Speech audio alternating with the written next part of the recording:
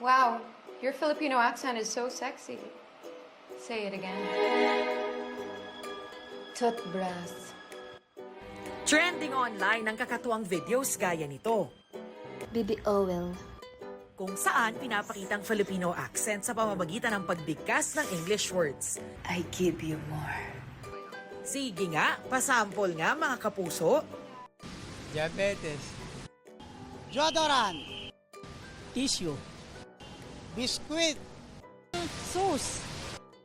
devote, 1/4, Boyfriend. Girlfriend. Chocolate. second floor. Bakit nga ba iba-iba ang accent ng mga tao? Bawat tao actually mayroong kanya-kanyang punto, di ba? Pero meron talagang punto na distinct sa isang particular na community. Pero hindi lang siya simpleng punto dahil nga parang it indexes sa identity mo. Maybe doon sa background mo, yung first language mo, o di kaya sa lugar na pinanggalingan. Kahit nga raw ang Filipino accent, malawak dahil sa mahigit 100 wika rito sa Pilipinas. Kaya normal na magkaroon ng iba't ibang punto o paraan ng pagbigkas ng mga tao. Depende kung saang lugar galing at anong lengguwahe ang nakasanayan nilang gamitin. Pero ang realidad nila sa lipunan, kahit ang punto o accent, minamata. Hi, this is Ron. How can I help you today? Ang call center agent na si Seo talagang inaral kung paano magsalita ang foreigners na bahagi raw ng kanilang training. Hindi raw ito naging madali para sa kanya dahil hindi naman Ingles ang native language niya. Kumbaga, hindi naman tayo American eh. So, yung mga words na dapat F, dapat P, yung mga nalilito tayo, kung paano sila bigkasin. So, malaking adjustment for me. Dapat daw tandaan na hindi dapat nililibak o hinuhusgahan ng anumang punto. Dahil nga yung accent indexes something about the speaker, no? Pwedeng magkaroon ng judgment yung mga tao sa kung saan ka nanggaling. So, ganun din sa mga lingwahe. Sa mga lingwahe, alam natin na mayroong layers, no, ng dominance. At sa kasalukuyan, we know na ang Ingles ay isa sa pinakadominanting wika or pinakadominanting wika sa buong mundo. At ngayong buwan ng wika, dapat nga raw iangat at ipagmalaki ang lahat ng wikang Filipino kasama na ang ating punto.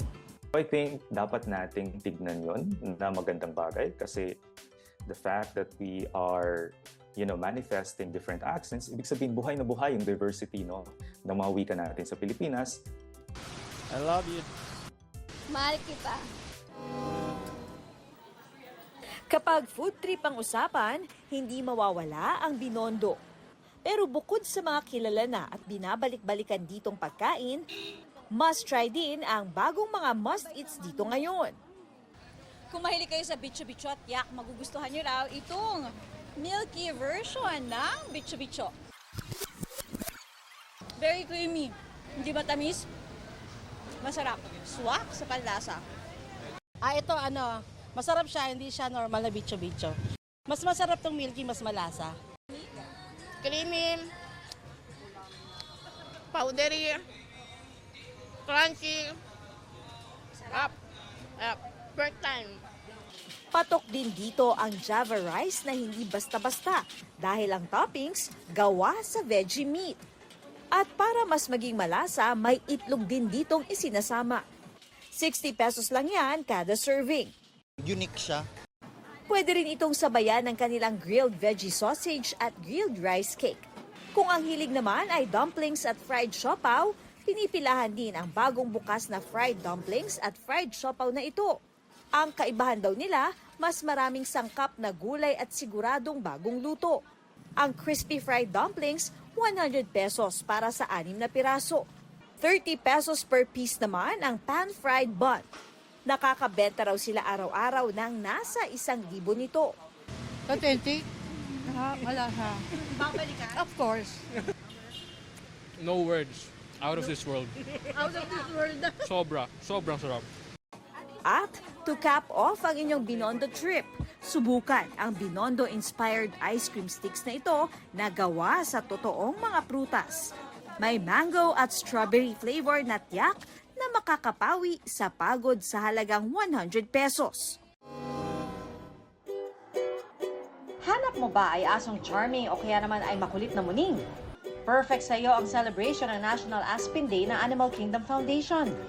Dito ang mga rescue dogs and cats, kabilang ang mga biktima ng animal cruelty, pwede mong bigyan ng bagong Firmly at Forever Home where they can feel safe again.